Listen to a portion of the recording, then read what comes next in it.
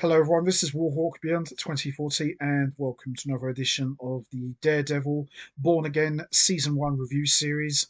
And today I am going to be talking about Episode 4, Sic Semper Systema, which I have just finished watching. And this episode, for the most part, was highly enjoyable, very watchable. But I feel now I'm at a point with this show where I'm kind of ready for Matt Murdock to suit up again and become Daredevil because while for the most part I have enjoyed the courtroom driven episodes, they've been absolutely incredible, and I'm loving the law and order theme that they have been going with for the last couple of episodes.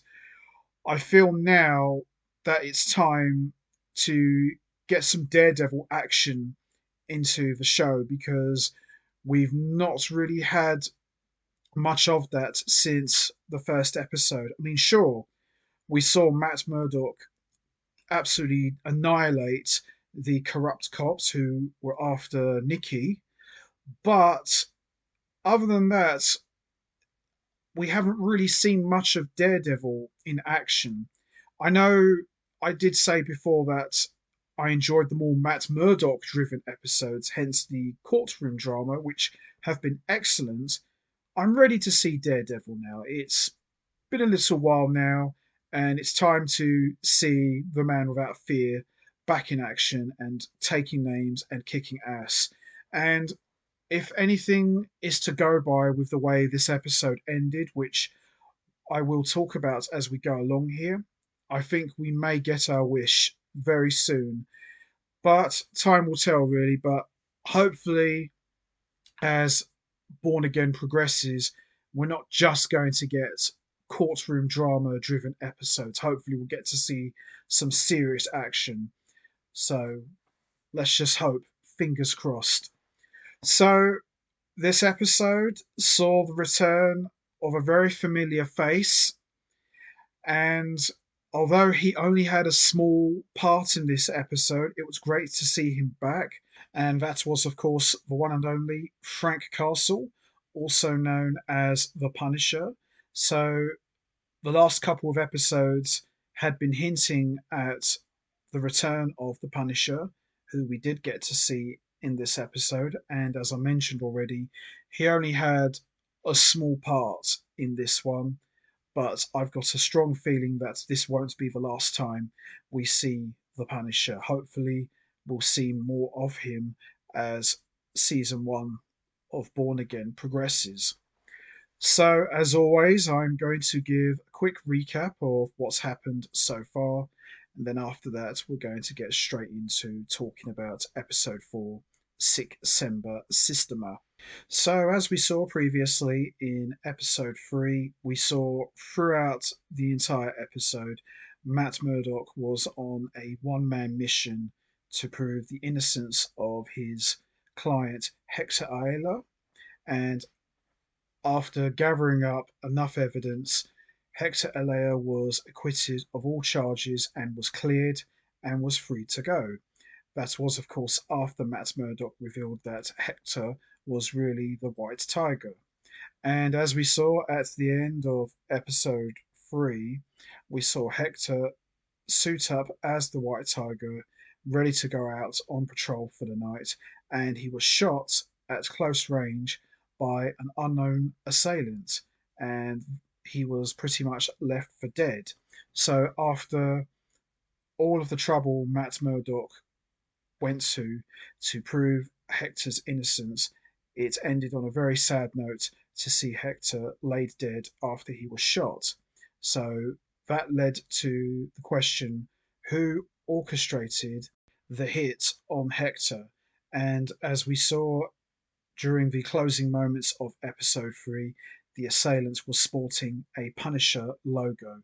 So the bigger question that was asked is the Punisher somehow involved in this attack? And that was how we ended episode 3, but it also helped set the stage for the eventual appearance of the Punisher. So, with that all said, let's not waste any more time. Let's get straight into it. Let's talk about episode 4, Sic Semper Systema. So, we see this episode opens up with Hector Ayala's body getting delivered to the coroner's office as Matt Murdock arrives to find out what's happened to his client.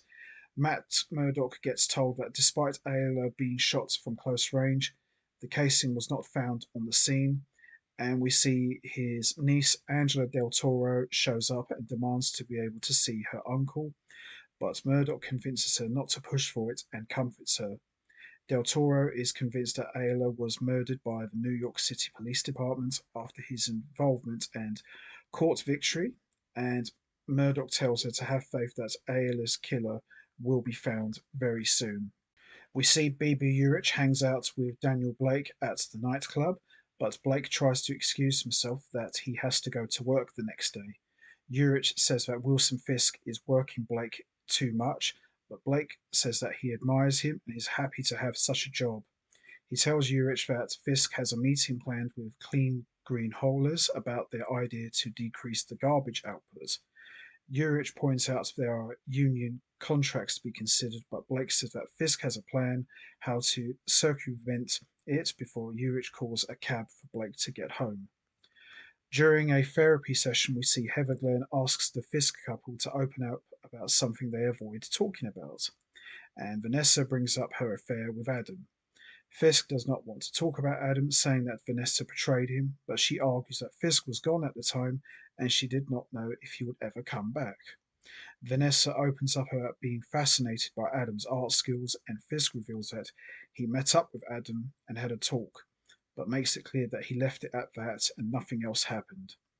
At the end of the session, Glenn privately asks Vanessa if she feels safe in her marriage to Fisk. Vanessa assures her that Fisk would never do anything to harm her. We then see Leroy Bradford gets arrested for stealing caramel corn from the bodega, and Kirsten McDuffie calls Murdoch to take on his case as Murdoch and McDuffie has a favour to repay. Murdoch comes to the detention centre to speak with Bradford about his case, but despite the evidence piled against him, he claims to be innocent. Bradford refuses to take a plea and insists on probation, so Murdoch approaches Ozala and convinces her to reduce Bradford's jail sentence down to 10 days. Murdoch then runs into Powell and accuses him of killing Alea in retaliation, but Powell claims that he had nothing to do with that, and Murdoch verifies it as truth by his heartbeat. Fisk and his assailants arrive at Red Hook Pier, where he presents his project aimed to fully rebuild the port and revitalize New York City's industry.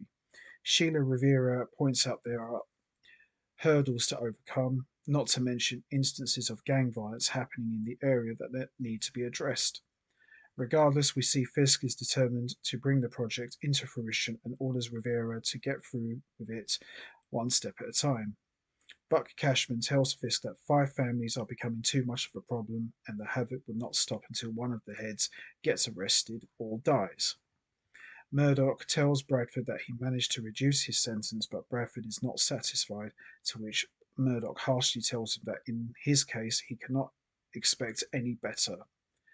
Bradford tells Murdoch that the last time he served sentence, he missed his supplemental security income appointment and had his benefits cut, which seriously impacted his living conditions. He admits that he stole the caramel corn, but only because he could not eat expired supermarket food anymore, and Murdoch understands why Bradford is so upset. We then see Fisk attends a school choir performance, and Blake finds the BB Report's article about Fisk's recycling project that called him out for union busting that he told Urich about. He tells Rivera about this, and she warns Blake to keep quiet and let her handle this as she takes the meeting out of the schedule and informs Fisk of what's happened. Fisk summons every member of his team to his office, lashing out at them and demanding to know who leaked this information. Blake comes forward and admits to being the one responsible, telling Fisk that he will accept any punishment from him and will continue to support him in any way he can. Fisk is visibly moved by Blake's loyalty, and Blake is told that he is not going to be fired, and nor is Riviera, but warns him that he will not tolerate another mistake. Damn, Fisk is getting old in his age, isn't he?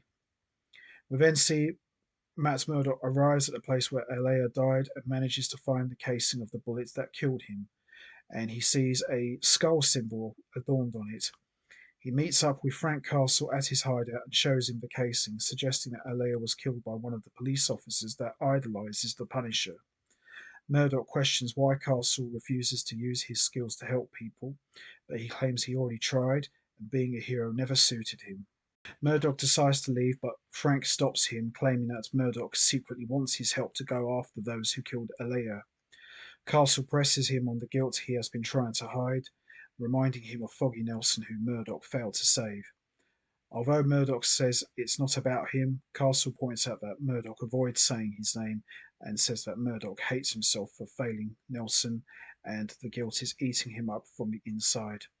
We then see Matt breaks down in tears as Castle sympathizes with him and recalls how he hears his son's voice all the time, and that is why he does what he does. Murdock insists that the system already did its part and Bullseye got life in prison, but Castle replies that he is still alive while Nelson is not, uttering the words, "Yeah, Bullseye got life, but did Nelson get life as well?" And then we see at the dinner, Fisk correctly guesses that Glenn asks Vanessa if she felt safe around him. And she said that while it is the case, she wonders if she should feel safe. Fisk tells her about his father, who used to be his role model in everything, but he did not teach Fisk forgiveness, so he struggles to get things back to how they are supposed to be. Vanessa says that she has changed and is no longer the woman he knew before, to which Fisk agrees and says that she has become something far more extraordinary.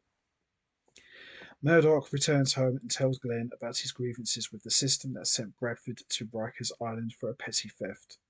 He opens up about his feeling of fighting an unwinnable battle before asking Glenn about her day, and she mentions the couple crisis she has been dealing with. Murdoch and Glenn sleep together, and while she sleeps, Murdoch goes to the secret stash where he is hiding all of his Daredevil costumes and practices with his old billy club. We then see Fisk has dinner at an underground warehouse where he is keeping Adam as a prisoner. As all of that happens, Muse carries an unconscious man to his hideout and drains the blood from his body, ready for his next artwork. And that's how we end episode 4, Sic Semper Systema. Overall, this was a great episode. I really enjoyed this one a lot. Great to see Frank Castle once again, although in a much more smaller role. Hopefully, we'll have a bigger one as this season progresses. And at least we know now what's really happened to Adam. And Wilson Fisk has clearly not given up his kingpin ways. He's been keeping Vanessa's lover prisoner. Typical kingpin. But as I said, this was a great episode, very enjoyable, and hopefully this is setting the stage for Matt Murdock to suit up as Daredevil once again. But this was great. I have enjoyed the courtroom-driven drama episodes, but now it's time to get back to what we're here for, and that's see some Daredevil action. So hopefully we'll see that in episode 5. But other than that, I had no issues with this episode.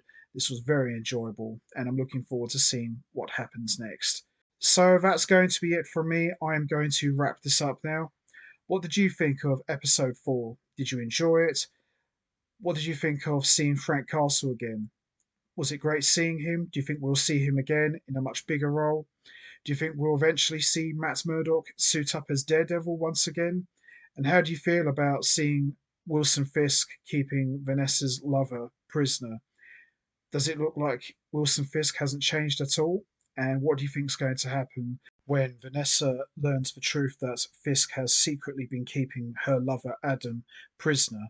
You know what to do, guys. Hit the like button, hit the subscribe button, leave your thoughts and comments down below, and I will see all of you next time for another edition of the Daredevil Born Again Season 1 review series, where I am going to be talking about Episode 5, which I'm very much looking forward to talking about, especially with the way this episode played out and the way it's ended. It's going to be a lot of fun, and it should be a good one. So until next time, take care, everybody, and stay safe. And once again, as always, much appreciated. Thanks for listening.